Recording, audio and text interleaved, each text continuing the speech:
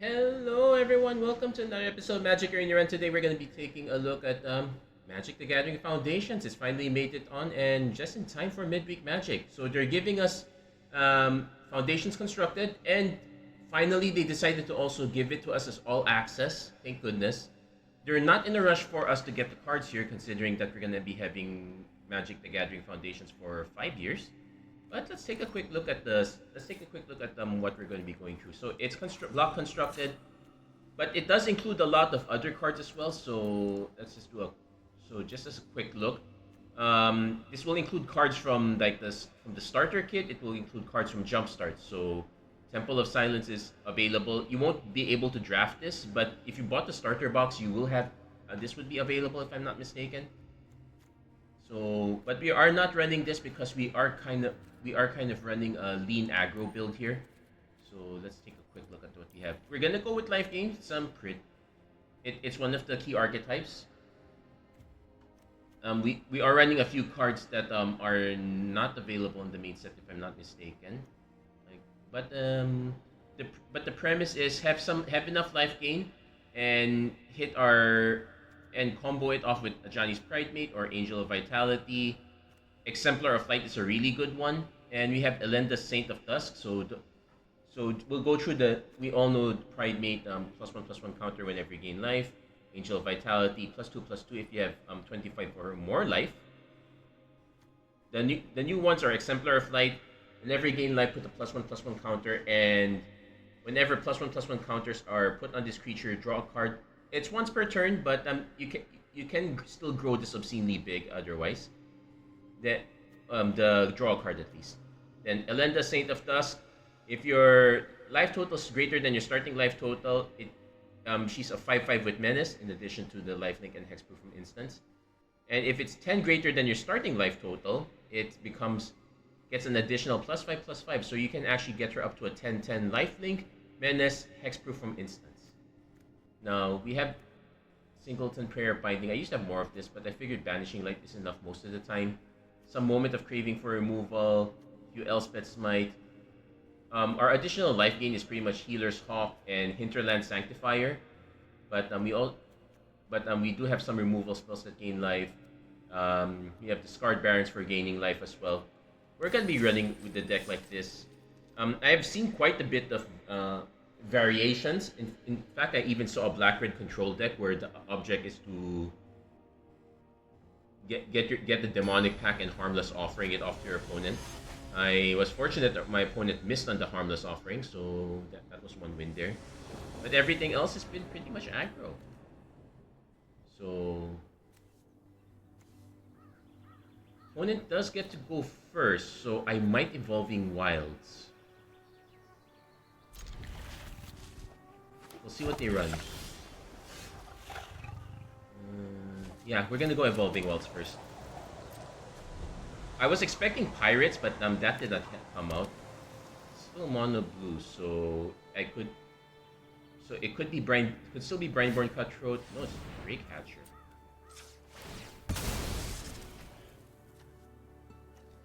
That's one of the new cards. So let's do a double check. Whenever this creature deals combat damage to a player,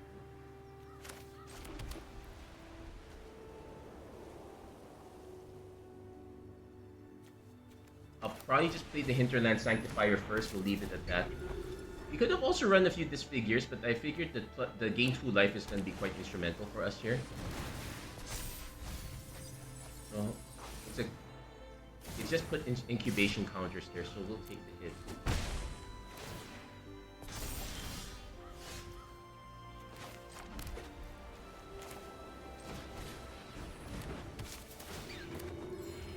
And next turn we can go Exemplar of Light and gain tons of counters that way.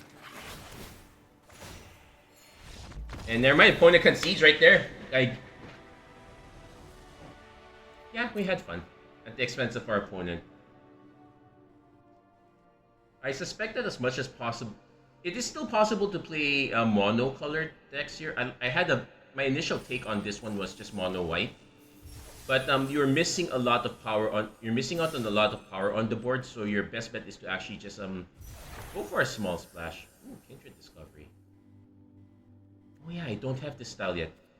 And I didn't want to craft a card for it, so I didn't want to craft the style for it, but yeah, looks like we got that one. That's a nice one.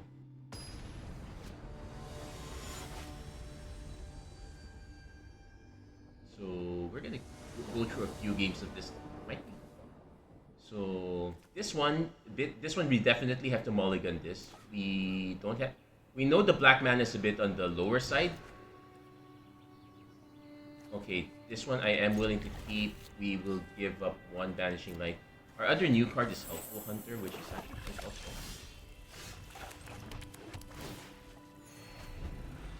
If we can hit another white source, we can go.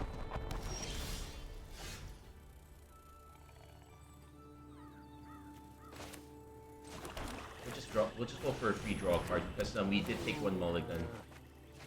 Either Hawk's good.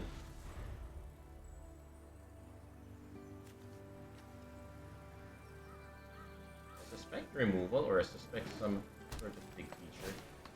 Burnished Heart.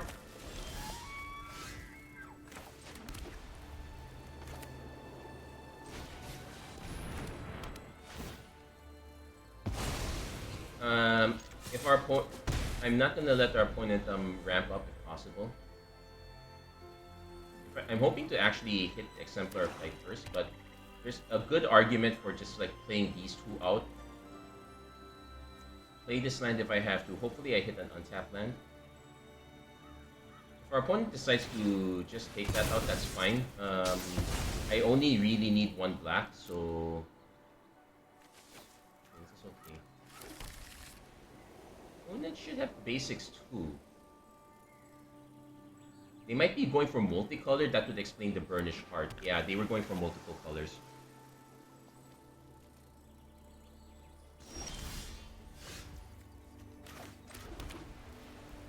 And with that, we're going to just go Hinterland, Healer's Hawk.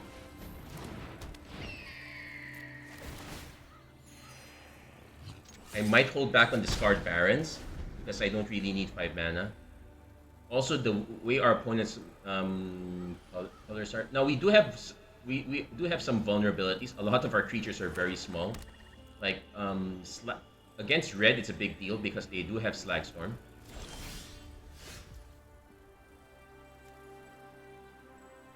Our opponent's taking their time. I might also take my time on the Exemplar of Light. Now, granted, the counter spell is still double blue.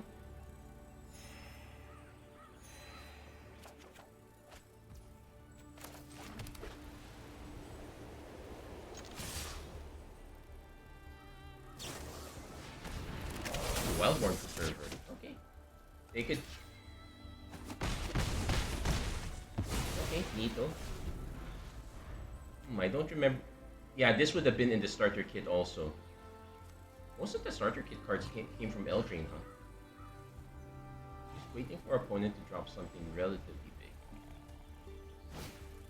Bushwhack. Searching for a basic land, so they needed double green? Because that was a very quick search too, mind you.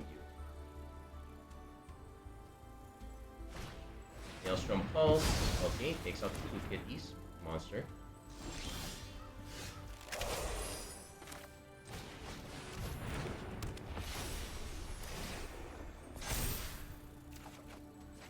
Actually, with that, I can sandbag this. I probably could have played this one, but the place for Null Priest of Oblivion, we might end up having to get this one back. So it kind of makes me wish I played Discard Barons, make this harder to answer. Maelstrom Pulse also. I think Maelstrom Pulse is in the main set. Okay, I have another one. So we just need to hit our. We can hit another black source. No, we already have our other black source. We probably should have played this one as a big safety net.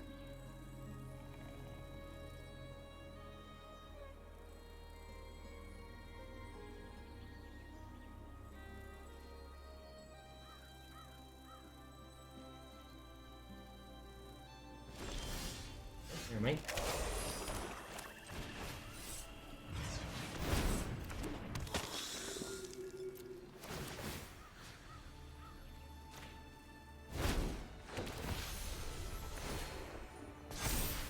So we actually get it as a 5-5 this time. We kind of got lucky in this. We only have 2 swamps. I suspect our opponent has more removal than just the two Maelstrom Pulses in the Bushwhack.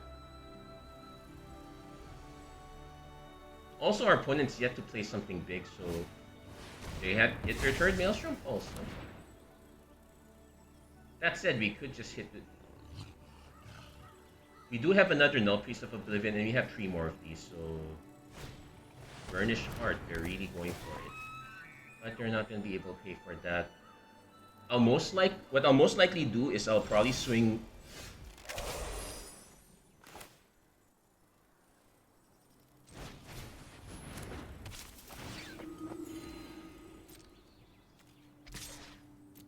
Gonna see if our opponent is willing to... No, they're obviously not gonna trade. So I suspect they're going for Hydras here. So we're gonna hold off on this. Because if they sink a lot of mana onto the Wildborn Preserver, I just knew I'll just prayer of binding it. Probably an argument to have more of these.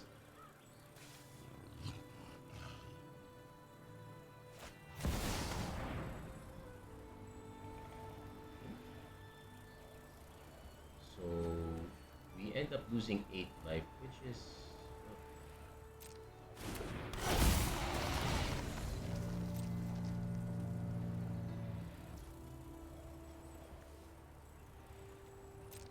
yeah, that is a weakness for us, I guess. We have to take the hit.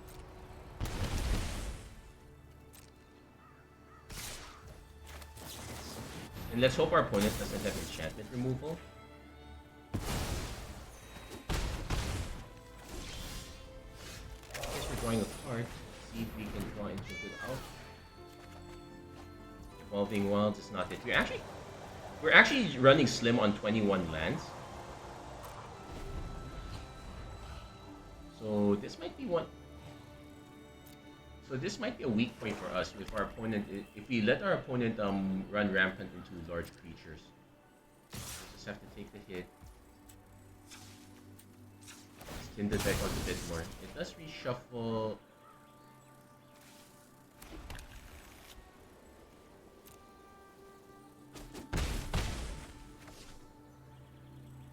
But yeah, our opponent did hit 3 Maelstrom Pulses in a row, so pretty good for them.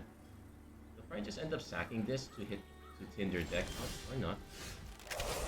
Divine Resilience. It would not have helped against the Massacre Worm, but it's... And I have no intention of blocking, so...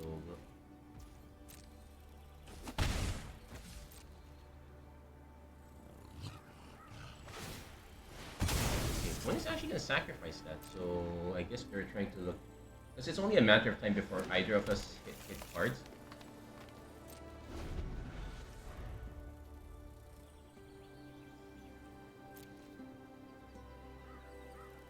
It's probably an argument also to increase the number of Null Priests, but that would also mean increasing the number of Swamps.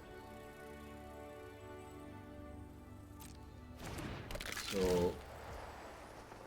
Ooh. Now they can stack this one quite high. I guess they sink everything, or they try to make me discard if they... Okay, they're gonna sink everything. Fair enough. So we could probably lose at this point. I can see an argument for just... We're now hoping for removal. Nope, we just got stymied. We just started drawing a lot of lands there. That was... Our land draw is a bit on the weak side. We were hoping the Exemplar would take care of it. Sometimes that's how you lose. It is what it is. But I would not dare to cut lands any further because the highest we go is 6 thanks to the Null Priest of Oblivion. It is an argument for having Scry lands because it does set up your next turns. I might actually add a few Scry lands. My issue with it is that it's ETB tap, and that was a bit of our issue a while ago.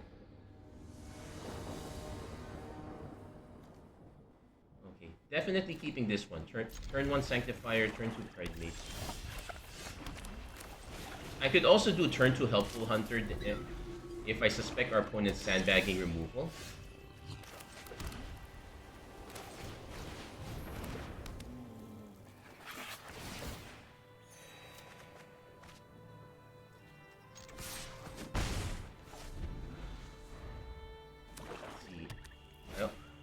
Direction Arena. Okay.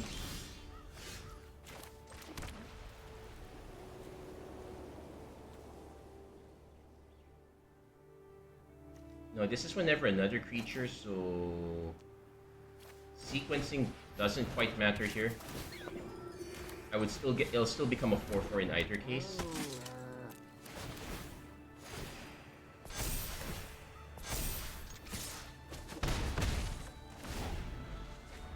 Well, that said, this is a good way to draw cards. It's something I would consider if Solemn Simulacrum. Everyone's going the Solemn Simulacrum route. So I suspect a Massacre Worm's coming up in our future. So knowing that, also knowing that we don't have black anyway, I would like to hold on to the Banishing Light. Yeah, we go Exemplar first.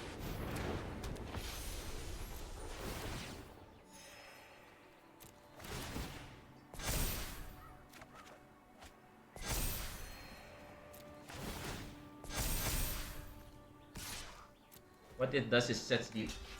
Yeah, opponent gives up the Solemn, that was given.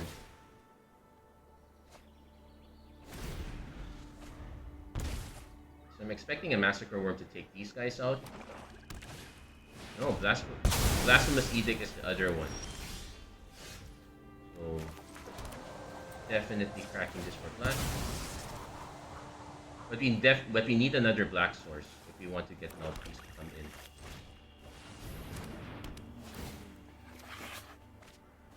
Yeah, we're just getting stuck. Yeah, we need the other.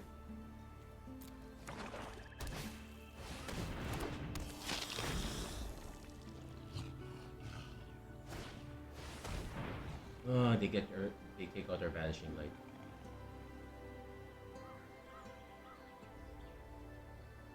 One. Yeah, the Blasphemous Edict is going to be a concern. I guess it's because it hits each creature that it makes it count, but it does make control super strong.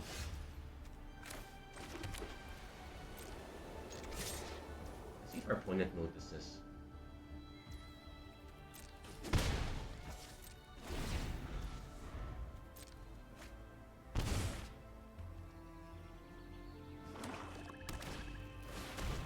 Yeah, it's just Solemn all the way.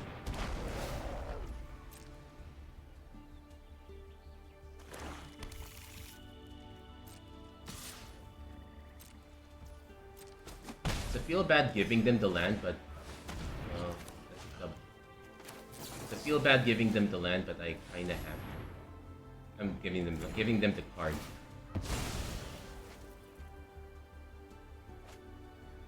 We do have some Elspeth's Might to make this one work. This one at least can block a Vampire Nighthawk. But yeah, I suspect our opponent's hands full of removal. Walking into the Blasphemous Edict is going to be a real feel bad here. It might even be an argument. It might even be an argument for playing blue. I guess I could also run black to play my own Pilfer as well.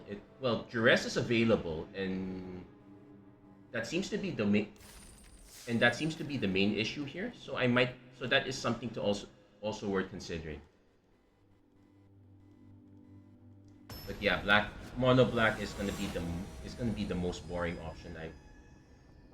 It is super control. We just have to be faster. It's unfortunate that we're not getting the fast. Okay, I think we can get a fast start here.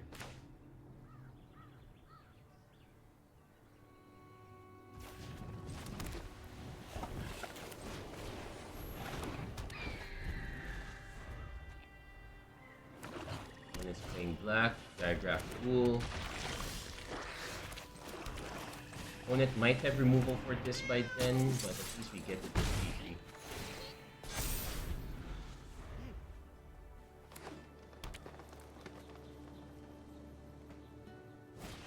Hungry Ghoul.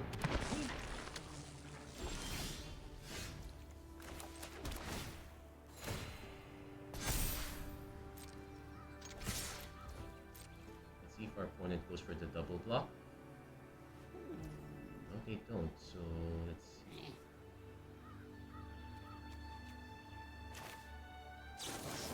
Yeah, let's just take this one out so that he doesn't get +1/+1 counters. And if I can get one more mana, it's either I can get either Exemplar of Light or Elenda up. Green black for Maelstrom Pulse is going to start looking like an option. Oh.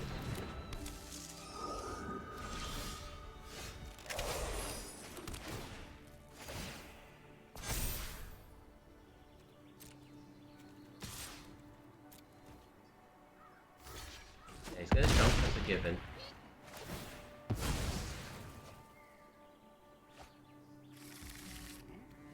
Okay, so that seems to be a combo. Whenever another non-token creature you control dies, when it goes for a diagraph rule, they'll probably play the other Spinner of Souls. Oh, they're playing the Hungry Ghoul. They could shoot.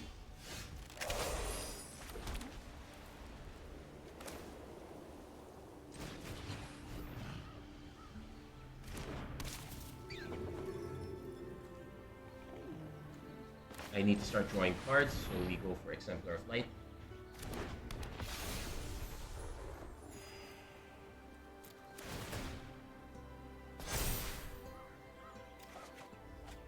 Yeah, especially.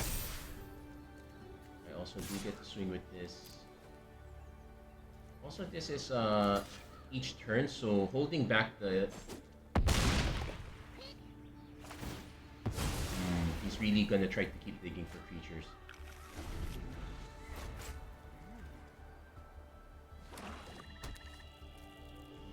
I'm just waiting for the needle. Okay, no another Spinner Souls. Into. You may cast target zombie creature card.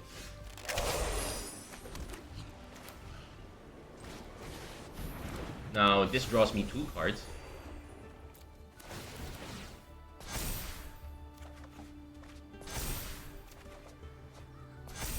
Okay.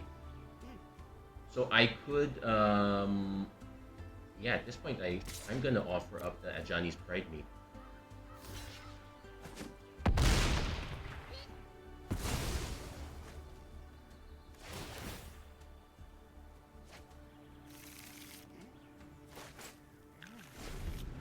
I like the sequence, but it might be a problem once I hit Vanishing Light. So the third Spinner Souls does make it annoying. He could tap this one, recast probably a Hungry Ghoul. No, or just cast a Hungry Ghoul in hand.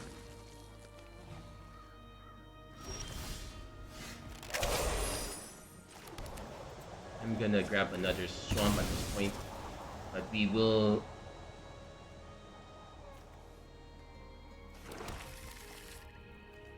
But we will Banishing Light one of these first. Get it out.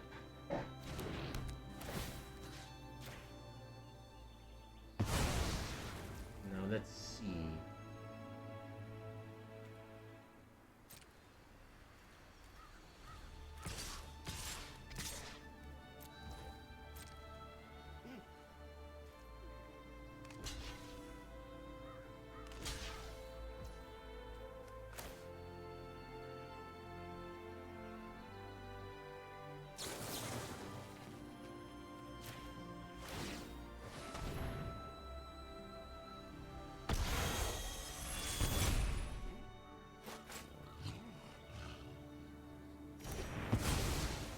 Now maybe I hit an Elspeth's Might. It is a one-off though. And they will get 2 creatures off it. Well, but they're hitting multiples. Okay, the Midnight Reaper is probably good. Not want that. Never mind, opponent concedes! That would have wiped out all their spiders, and yeah, the board would be very big at that point.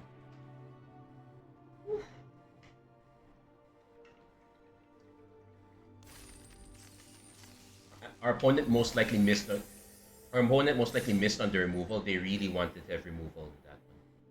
Let's go for at least. Let's see if we can go for one or 2 more games.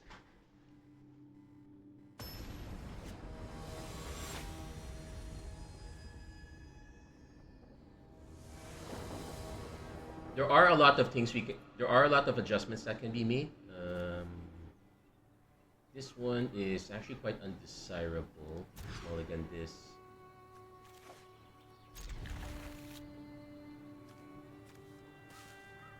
Taking a bit of a risk here.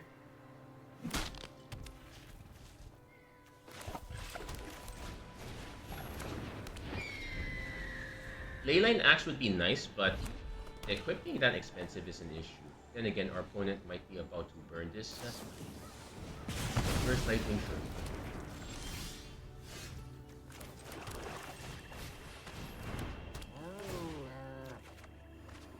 Okay, Exemplar of Light. Now we just need another source of life gain and actually no Pyromancer. I guess we're holding this. So opponent probably equipped this. This is +1/+1 double strike trample. We have to take one hit. I'm probably not gonna block anyway, so I'm gonna offer. So opponent drops the axe. I'll most likely just banish the axe altogether. But we'll have to take the 6 damage for now.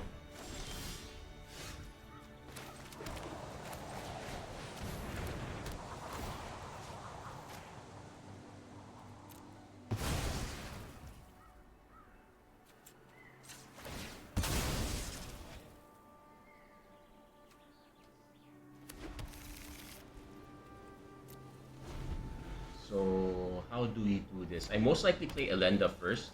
Hexproof from instance is probably a good thing here for us. Also built-in lifelink allows us to set up the next Templar.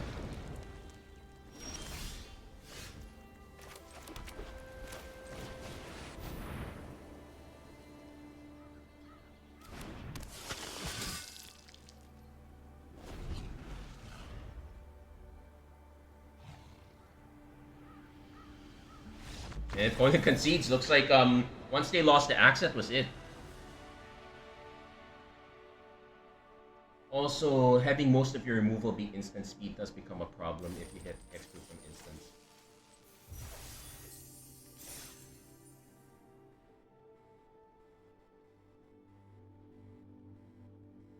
Now what I would have done is some cast exemplars, swing into them.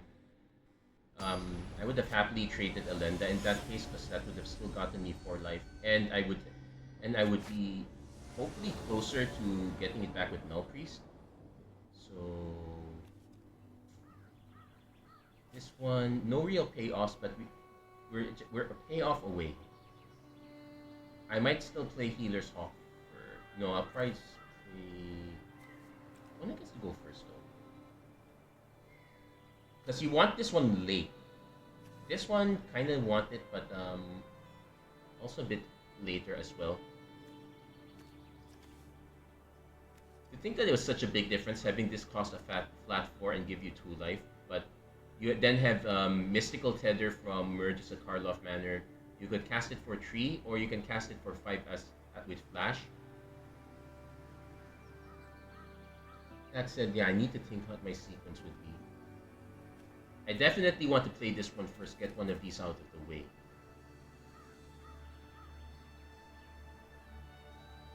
Actually, there's an argument also for playing this first, but these lands are so valuable if we do hit our payoffs.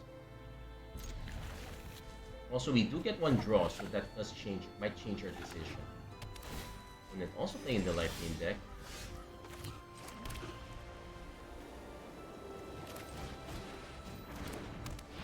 This does change our decision. We now get to drop both of these.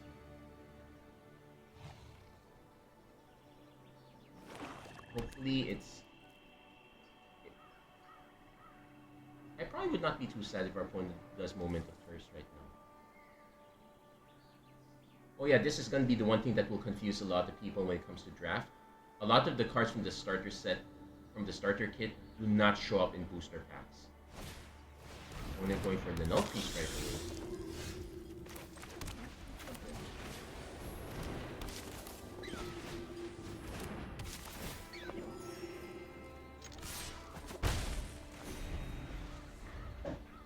And then a Pride Mate would be really nice. question. If my opponent drops a Pride Mate and they swing with this one, yeah, of course I'll block.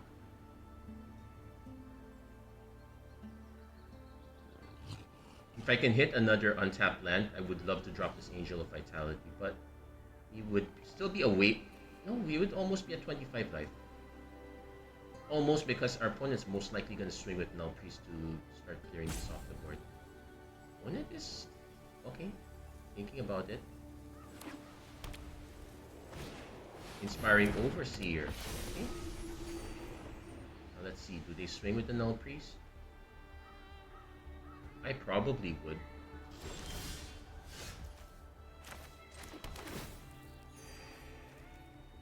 Yeah, so we're in hold back mode. We really need to hit our 4th mana. I wouldn't mind getting this one because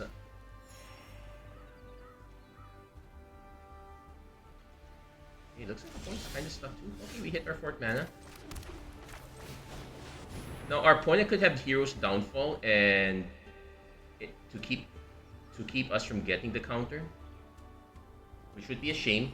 It probably was a good reason to play Angel of Vitality first.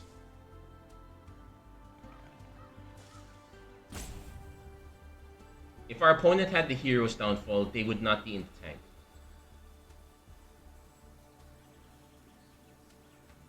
Also note, I'm only drawing 1 card here, so... And I probably would swing it with Healer's Hop, if assuming the Exemplar of Light stays. But it looks like our opponent's... Nope. They do have removal, right?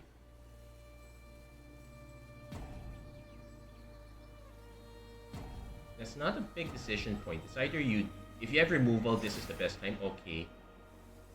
Now, yeah, once they let that happen, yeah, we get our card. We get on the Pride Mate, so that's a nice follow-up.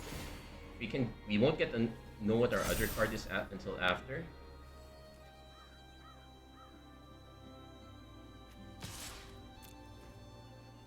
Now, our opponent could still have a Hero's Downfall right after. No, Stroke of Midnight.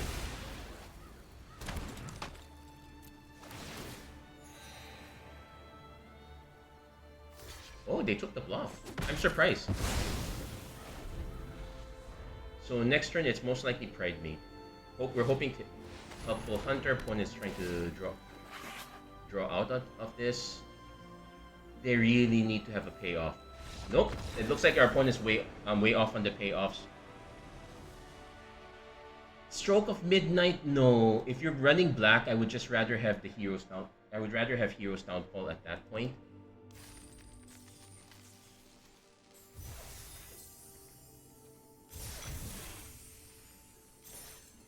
But there we go. Like we can call. Yeah, we're gonna call this episode. But there are many ways to adjust. As we saw, you can make adjustments to your removal. Probably do not want to be giving our opponent +1/1 creature tokens. Let's do a quick sanity check. What's available? Elspeth's Smite is the better one because the 1 mana is a huge difference. Adamant Will, that's more for protection. What they give us is Deadly Riposte. This one deals 3 damage to target tapped creature and you gain 2 life. So a bit less flexible. Yeah, and 2 mana is a really big deal. So that's why we're still running Elspeth's Might, despite the Lifegain team. As far as Angels are concerned, we could have gone with Angels, Giada, Youthful Valkyrie, Angel of Vitality. We have Dazzling Angel to replace Hinterland Sanctifier. The issue is mostly being that it is a higher end. It is a higher end curve. Sure, it kind of works nice with Exemplar. It's just a bit on the more expensive side. Though it do have access to big creatures like Herald of Eternal Dawn as a way to not lose. Seraph is not that great. Lyra is pretty solid. But yeah, the Angels are just on the expensive side. That's kind of the issue. There is also Cat Collector as a payoff, but it just makes a 1/1 white cat creature token. I guess. Oh yeah, and the wording is there so that it does not loop with Hinterland Sanctifier or Dazzling Angel. Otherwise, it'll be an unending loop. You could go into cats instead. Ar- Arabo would work. Cat collectors there. It's just that not that many. We're missing us a few top end cats. I guess you can go Prideful Parent, Jazal, attacking creatures. It's fine.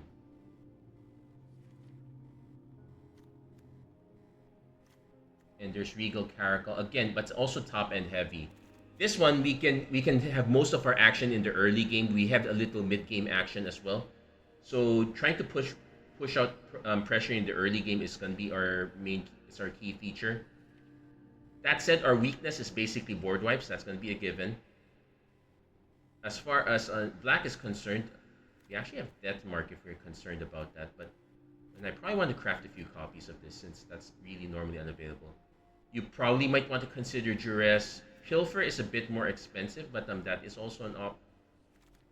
But this does take any non-land cards, so that might be an option as well. If you're expecting creatures to die, like if you go for the cat plan, Vengeful Blood Witch would be an option since creatures are dying left and right. Yeah, mono black is gonna be a big issue. Like they have solid creatures like Vampire Knight, Nighthawk. Billowing Street Mass not that great, but they have zombify options. And you have big cards like say this, and you have big cards like Desecration Demon, etc. So black is also kind of scary. Mono black is starting to look like an option as well. That said, that's gonna be it for this episode. If you like what you saw, please don't forget to like, share, and subscribe, turn on notifications, and whatnot. And as always, thank you guys so much for watching. Hope to see you guys again next time. Take care, God bless, stay safe wherever you are. Have a great week, everyone.